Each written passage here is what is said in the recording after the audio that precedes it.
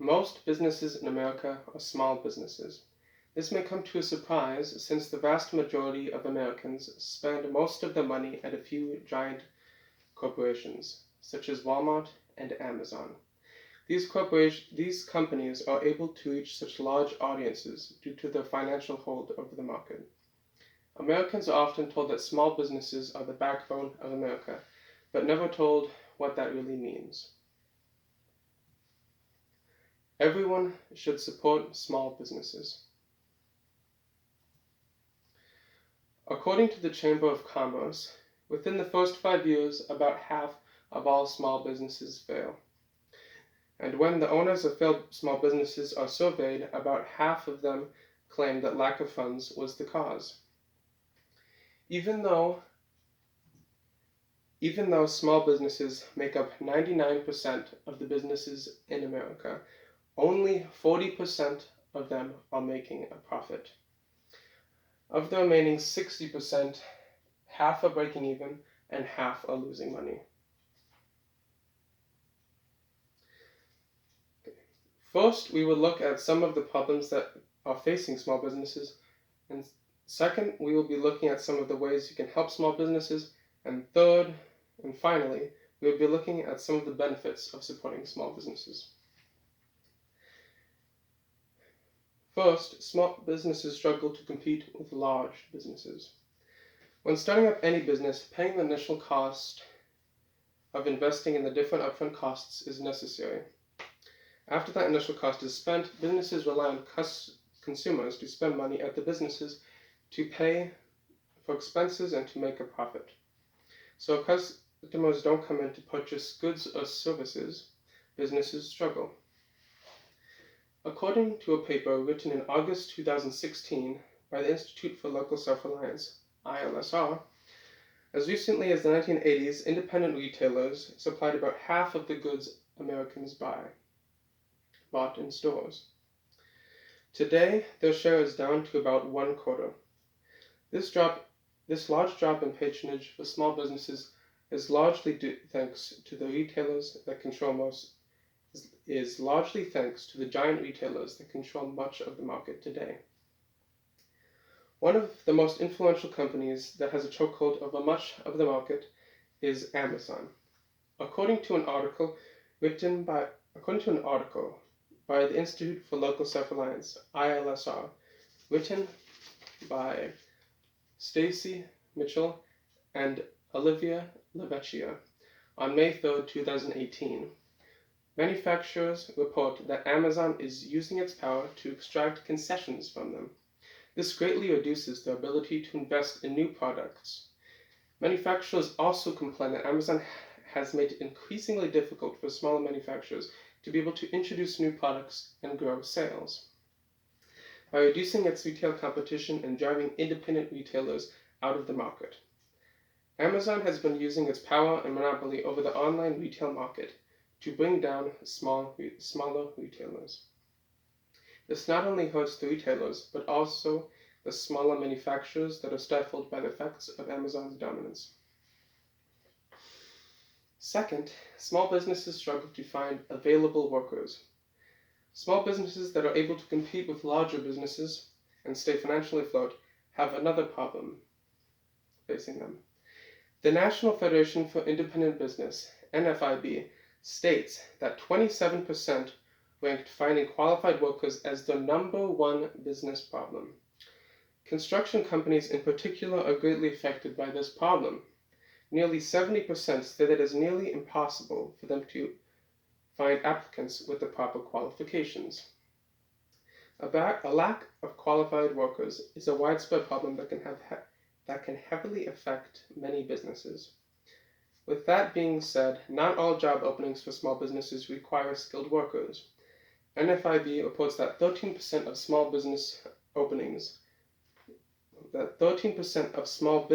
have job openings for unskilled workers.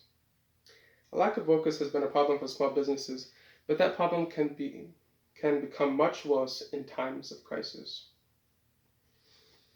According to an article written on May 11, 2021, by Ayelet Sheffi in Insider, A report released by the National Federation of Independent Business, NFIB, the nation's largest small business association, said that 44% of small business owners reported having openings that could not be filled, a record high thanks to COVID-19.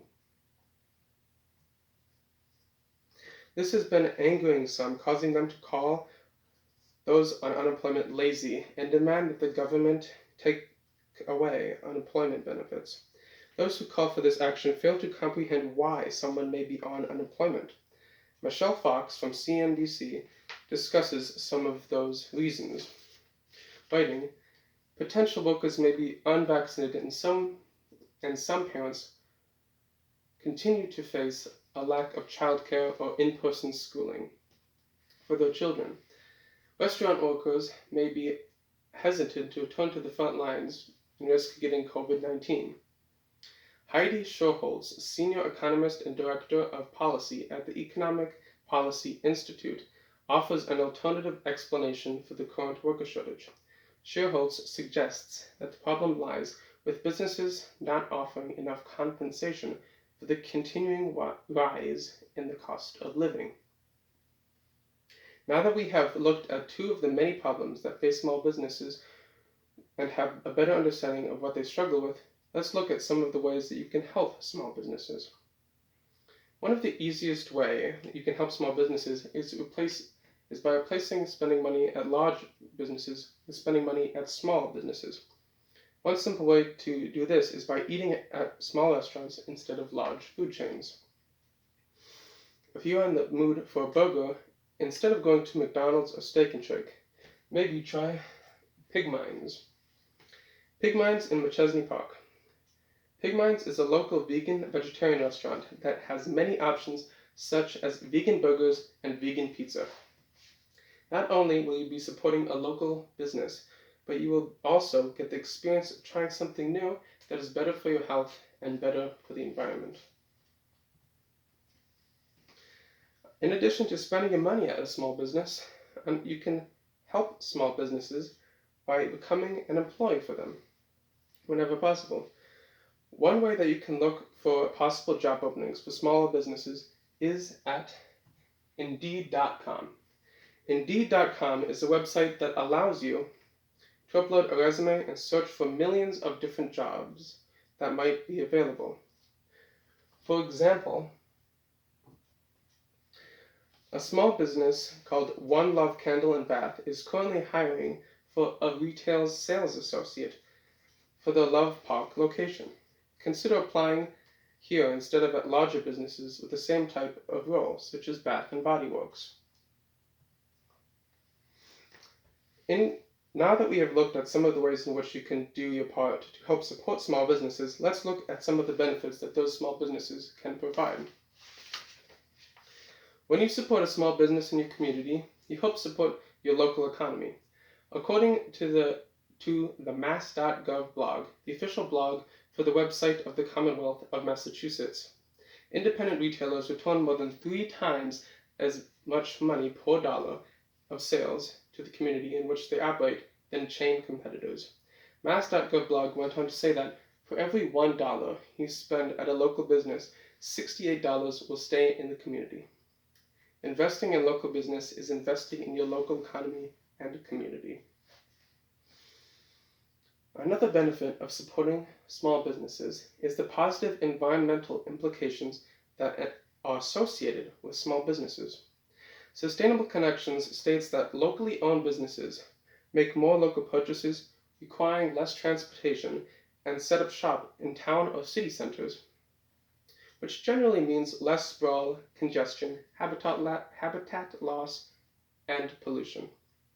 Small businesses also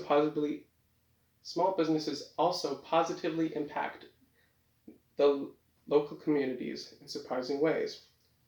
Sustainable Connections explains this, saying, residents of neighborhoods with more local businesses log 26% less automobile miles. This reduction in mileage saves on a considerable amount of gas, which helps people to save money while reducing fossil fuel consumption and CO2 emissions. In conclusion, everyone should support small businesses. First, we looked at the problems facing small businesses.